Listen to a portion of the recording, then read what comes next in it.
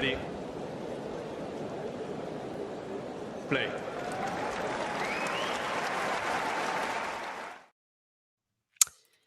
Hello, everybody. We're here for a spontaneous emergency show, I guess, in reaction to the news today that the LTA, the Lawn Tennis Association, Britain's tennis governing body, has been fined $1 million. That's €1 million, I believe, nowadays, Damien, in today's money, given how poor the euro is against the dollar. But it's about 825,000 British pounds. A lot of money, anyway. Why have they been fined? They've been fined over the fact that they banned Russian and Belarusian players this year. And as a result, of course, the ATP also hit back with withdrawing points. So it's been a bit of a messy affair. The whole thing, before I come to you, Damien, for your thoughts, kind of begins with the invasion of Ukraine. Russia aided and abetted by Belarus for various political reasons, which I won't be getting into right now. The fallout from that has obviously been pretty obvious. Many team events in football and other sports, and including tennis, as we see with the upcoming United Cup in Australia, we see that there is no Russian or Belarusian representation.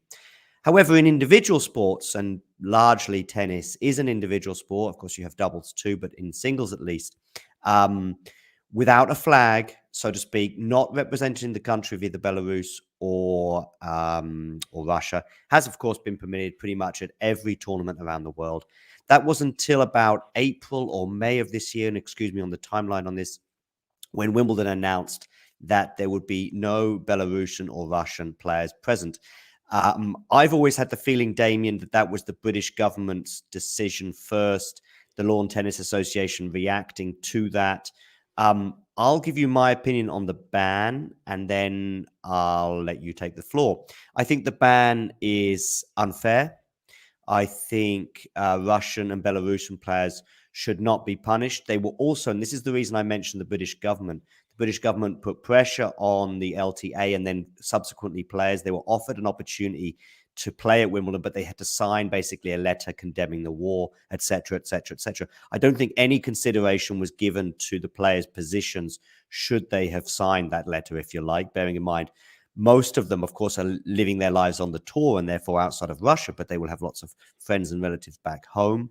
I do feel it's discriminatory to ban someone for their nationality, ostensibly in the actions of their government.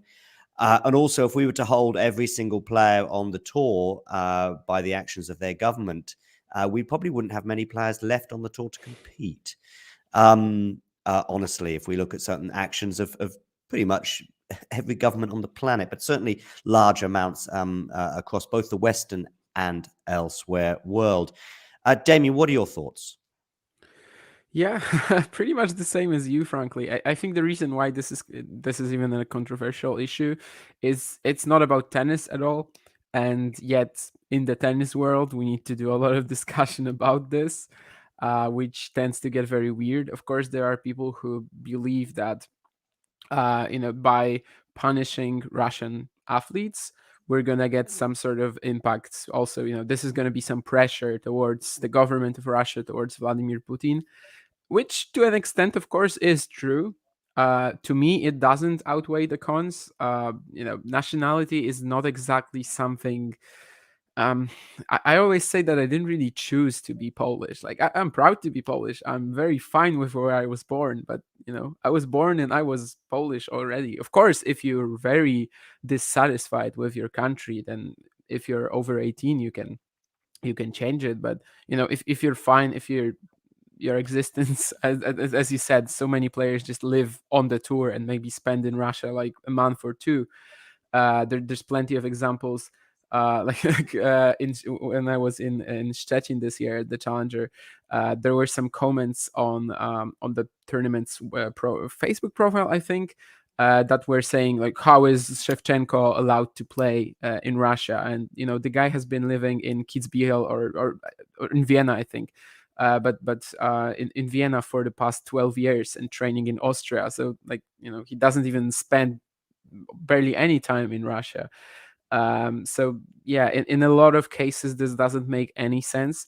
And actually, Shevchenko is a great example because that would have been his Grand Slam qualifying debut, and he was kind of stripped of that. Of course, later on he made it at the US Open. But yeah, I believe people shouldn't be punished for their nationalities, just like they aren't really rewarded for them.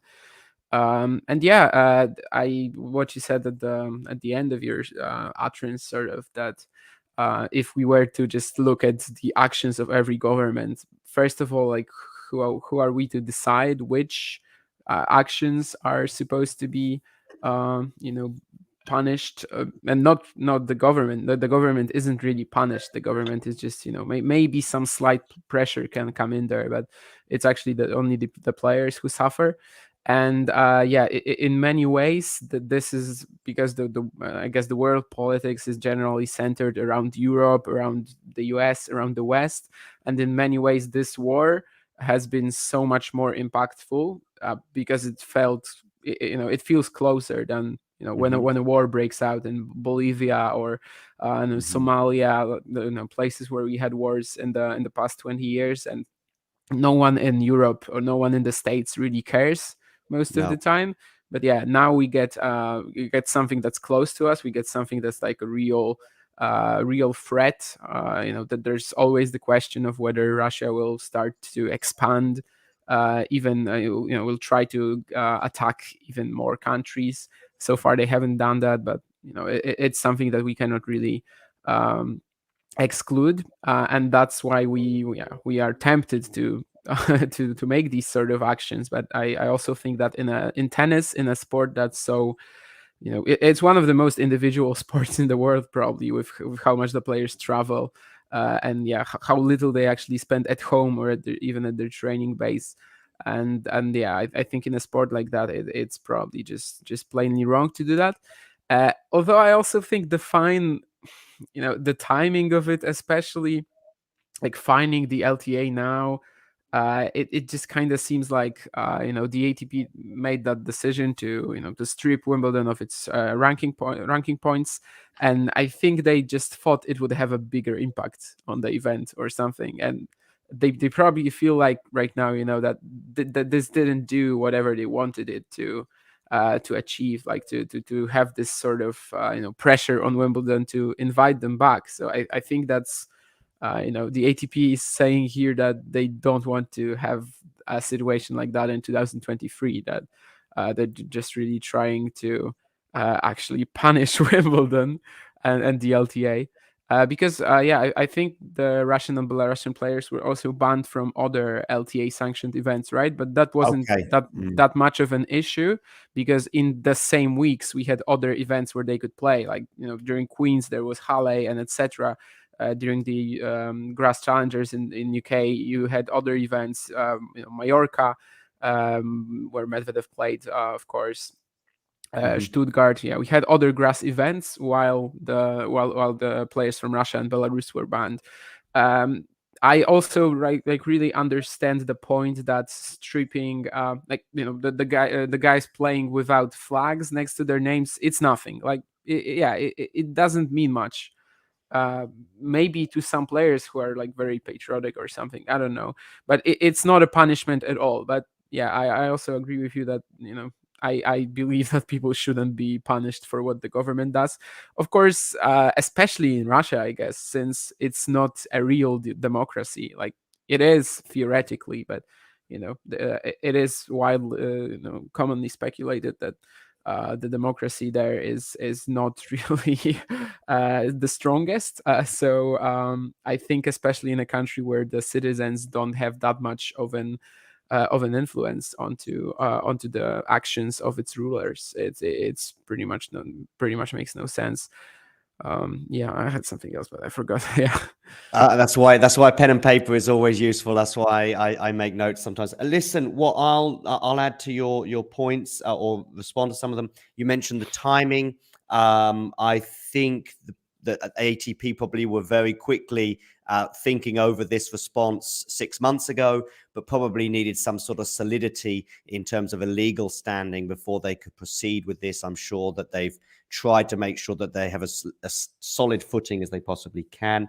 The no flags next to the name, I think, is a really interesting point, and the fact that these people are still competing shows you just how little that matters in a way. The fact that they're still, they win Wimbledon, they're very happy to win Wimbledon. They win whatever tennis tournament they win. They're quite fine with, sorry, you can't have a flag next to your name, by the way, when you're playing your opponent in the little corner of the screen that they're not even watching because they're playing at the time. Yeah. It's an individual, and that just proves it's an individual sport. Now, if you took the flags away from competitors in a team sport, and we've got a big one happening right now in Qatar, and let's not go down to the political avenues that are available there. If you took away the flag from the nationalities there, I think many of them probably wouldn't bother playing because it is such a big issue. You're representing England, Portugal, Switzerland, Poland, at least until the last 16. But at the Olympics, I mean, we've had this for a couple of years, right? That because Russian athletes were generally there was a lot of doping cases, and yeah, they performed under, I can't remember, was it like UTF or UT something? I can't remember what the flag was. Something like that. Yeah. Yeah. There was some sort of vague reason, but then they would wear white, etc. But listen, I do think talking of most team sports such as football or rugby, for example, and then comparing it to tennis, the fact that you have the flag or not is so unimportant that's fine. And listen, we're going to get into the finer details of what occurred today because it is kind of a news story, and I do want to get into the details of that too, and also the consequences for Wimbledon potentially next year. But I do want to add this: the reason for the ban, okay, is fairly simple from the British government's stroke LTA's perspective. It is so that Mr. Putin will not hold up a Russian success story that occurred on British soil, for example, and obviously images of a Russian flag being waved around at Wimbledon. Like I say, if you took away the flag element anyway and allowed the players to compete, I think you would, Daniel Medvedev or whichever Russian or Belarusian player went on to win Wimbledon, you just say, listen, sorry, mate, you can't grab hold of a Russian flag. I'm sure that they would comply with that. But the idea that there's no evidence for me that I've ever seen that supports the idea that Mr. Putin would reinforce his belief and encourage the people of the country of Russia to continue with the invasion of Ukraine or stop the invasion of Ukraine because Daniel Medvedev gets to the second, third, or fourth round at Wimbledon. I find that notion nonsensical. I find there being scant evidence for it. And to make matters worse, Damien, the evidence is there where Mr. Putin, through propaganda, I've experienced it myself during my brief visits to the country, and none more so than in 2018, where the propaganda, I felt it. I had conversations with people where it would be, what do you think of Russians, by the way? And I'd say, yeah, you're okay. I mean, I can't really talk about 200 million people or whatever the population is anyway, but the ones I've met, some are good, some are bad, so it's no different than us. But the question is loaded because the narrative is constantly, we're punished elsewhere. This is 2018, by the way. We are viewed in this way. We are viewed in that way. All the baddies in movies are Russians, the thick Russian accent, James Bond, et cetera, in the Western world. I get that. But what you're doing by banning players at Wimbledon is you're reinforcing that belief. And you're reinforcing that, look at us, we're being punished for no reason. And I also think that sport, just by transmitting it to the television stations and the living rooms of average Russians, if you like, is a way of breaking through certain parts of propaganda. I'm not saying that it doesn't also reinforce it, and there are many examples of that in sport. And again, we could go down that avenue. But certainly the notion that Putin will use a punishment, if you like, as a weapon is extremely powerful. And this reinforces it, in my opinion. Now, I've addressed that, but let's get into the details of what broke today. By the way, I've also got something to say on a definition of democracy, but maybe we'll leave that for a different podcast. Listen, let me just read this out to you, and then I'll come to your thoughts on it. This is the statement from today. I will come to some of your comments in the live chat. It's quite lively today, but as you can tell, it's a pretty busy episode, and we've only got half an hour to fill it with. So this is from James Gray, who's been tweeting quite a bit about the statement, etc. So the LTA was fined $1 million by the ATP for banning Russian and Belarusian players from its events during this year. The LTA are considering their response to the sanction, and this could well get much messier. In fact, the LTA did release a statement saying they are extremely disappointed with this outcome. I know the WTA, by the way, did a similar thing earlier this year as well. So there are many, many layers to this. They're going to carefully consider their response and await the outcome of the appeal against the WTA's sanction.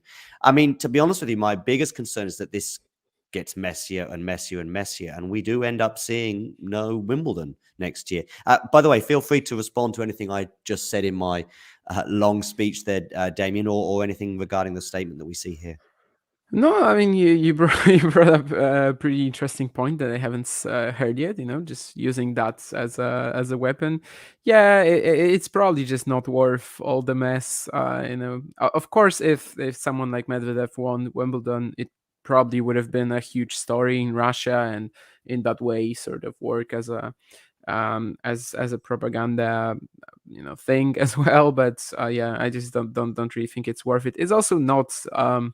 Like, the tournaments aren't supposed to have convictions, in my opinion. Like, we live in the open era. We're playing we're watching tennis in the open era, and everyone should be able to just get into events based on their rankings, and that's like the only criteria, right? It shouldn't really be able, even if we're by the way, this decision from the ATP, even if it's also quite controversial, to strip not to fine, to strip of ranking points. It's actually fairly consistent with what the tennis governing bodies have been doing for the past 10 years or so.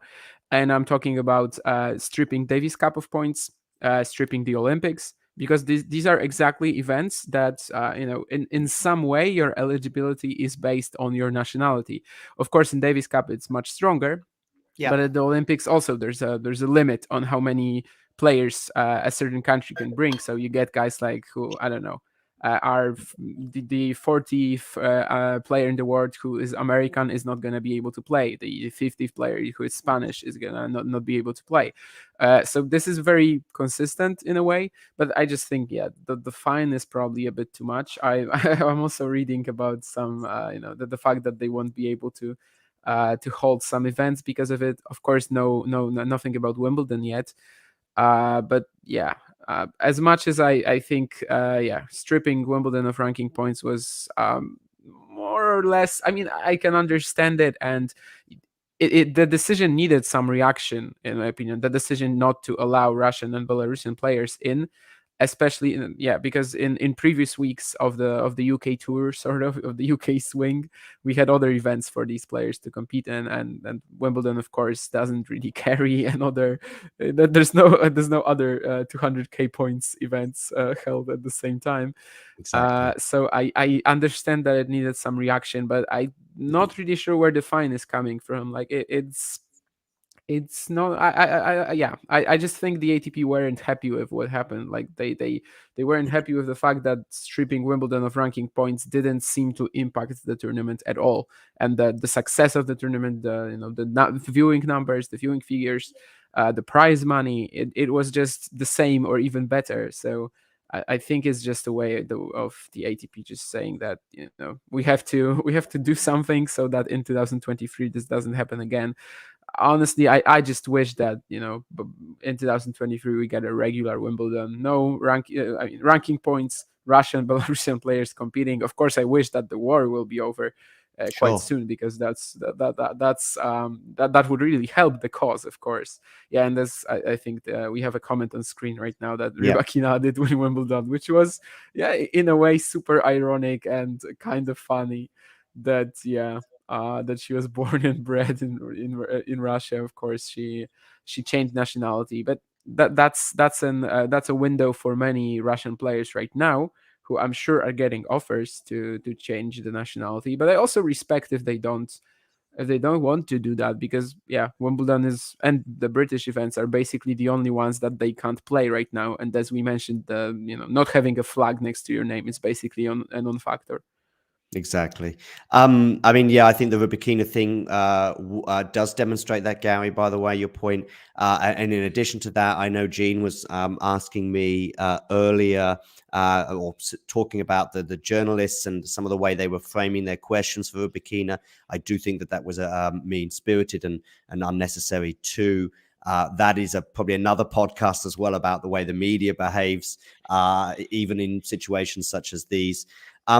But listen, I will also say this. I was at a press conference of Riley Opelka's at Wimbledon, and I thought to myself, what am I going to ask him? Because I knew I was not going to get one of the early questions in. So I had a few ideas, and I was particularly keen on his comments pre-Wimbledon regarding the Russian and Belarusian ban and regarding the lack of points there and motivation, et cetera, et cetera, et cetera. Now, I know there are probably people right now that are switching off, going, Riley Opelka, blah, blah, blah, blah, blah, blah. And I understand that. I don't agree with everything Riley Opelka says or does. But I'm also a big fan, a big supporter of case by case. I mean, at the end of the day, there's been some pretty horrific people that were vegetarian painters. I don't think being a vegetarian or being a painter is necessarily the worst thing in the world.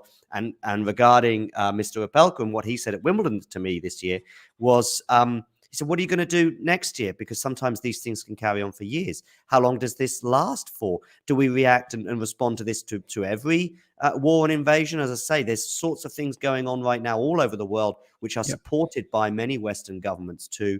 But he pretty was keen to say, look, how long does this go on for? And Wimbledon really have built a rod for their own back, as we say in the UK at least, in that I guess they've got to stick to. I mean, how can they not? And it brings up this, by the way, which is the possible escalation here, also by James Gray mentioned there, that the WTA fined the LTA $1 million, as we know. And it's also understood that the LTA has been threatened with expulsion from the ATP if they continue with this policy.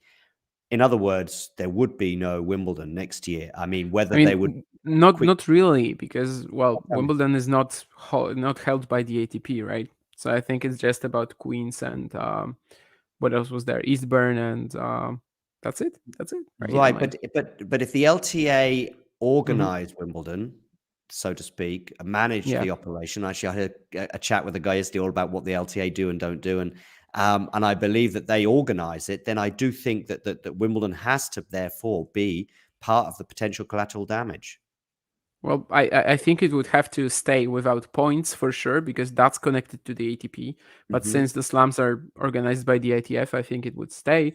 But again, as an event without points, whether the impact of that is huge. Again, you mentioned motivation, and I think in 90% of cases we saw that it was exactly the same. But yeah, then the question is what happens when Wimbledon is like that every single year from now on. Yeah, and as he said, I think if the LTA was to just suddenly revert their decision right now, they would look like complete fools. Even if I would actually agree with that, they would still be embarrassed in a way. But maybe that's what they will need to do. Maybe also they can negotiate something that maybe if they revert the decision, they don't have to pay the fines or something. I don't know. I mean, I'm pretty sure negotiations like that will take place. But yeah, we basically didn't see any players skipping Wimbledon. I don't know. Can you come up with one example of a player who skipped Wimbledon because there was no points? I know Norbert Gombosch did, but it was about the qualifying event, so it's a little different, but still. But yeah, basically everyone played it. So the question is whether next year, or I don't know, 2 years from now, whether the same thing happens. And that's pretty much, I think, what I really wouldn't like to be in the LTA governors or whatever the guy who is the chairman there is called shoes, because the guy has some very difficult decisions to do, and I think whatever happens from now on, someone will look like someone will be embarrassed. As Gary says here as well, the situation needs to be de-escalated. Bouchard apparently skipped as well. But yeah, I mean, basically no one did. Although I do think if this does continue for years, then I think you may well see players going, do you know what? If there's an ATP Masters 1000 held at the same time, or even a 500 event, perhaps, you might get people saying, I could win now. I could win that 500, especially if everyone's off playing Wimbledon. I could get 500 points and I could be top 10 or whatever.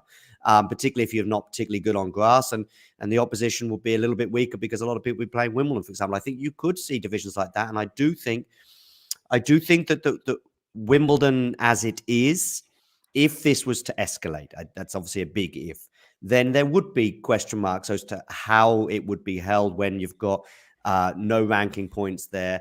The event is still held with the same amount of prize money, but it could get very messy. It doesn't necessarily have to get that way. By the way, the LTA may look at this and look at their legal avenues and see that they've got none. And I'm pretty sure that the ATP and WTA have explored this. And I'm sure there's always an avenue if you're desperate and you've got the best lawyer in the world. But ultimately, they may not think it's worth it, particularly if their profits are as large as to be believed. But if they don't reinstate points next year, I mean, of course, the ideal situation, and I think we would all agree with this, is that the war in Ukraine ends. That's what we want first and foremost, and then we see. But this is still a news topic, as I say, and I think it does affect the world of tennis, and therefore I think it needs to be addressed. We are coming to the last couple of minutes, Damien, but have you got anything else to add? Yeah, I mean, I think what you just said was also very important. That right now, if we only get Wimbledon in that week, in these 2 weeks, in the fortnight, then obviously 95% of the players will want to play it. But yeah, if the ATP and the WTA were actually gonna like sanction LTA to an even bigger extent, then yeah, maybe, as you said, maybe we get another event in that same time. And of course that would be extremely harmful to tennis as a sport, but at some point the organizations probably don't really care about it that much, but just showing that they were right. And yeah, if there were other events during the same weeks, of course the players pool, the field would split somehow. So yeah, that's kind of worrying that a situation like that can happen. And yeah, as I said, that the biggest, actually, the thing that gets punished the most in this sort of scenario is actually tennis, not Russia, not LTA, not ATP. It's actually the sport itself. And that's pretty much what I can end on here. Great words to end on, Damien, and I would echo those sentiments.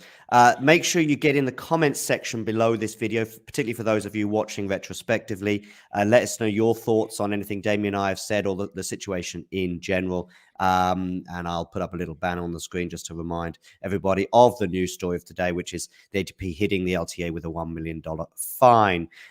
Thanks for stopping by, Damien. And to the rest of you out there, also, thanks for stopping by. Now it's time to sit back, relax, and chill while I play this little promo video for as long as I decide.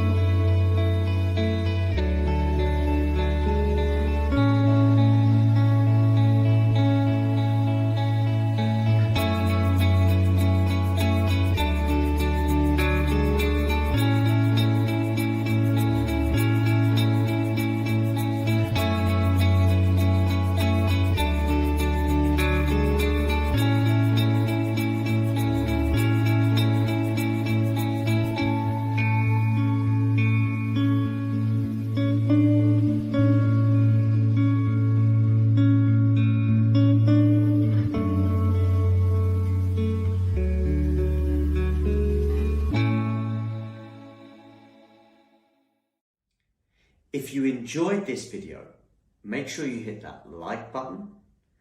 Don't forget to subscribe and click that notification bell so you don't miss out on all things tennis.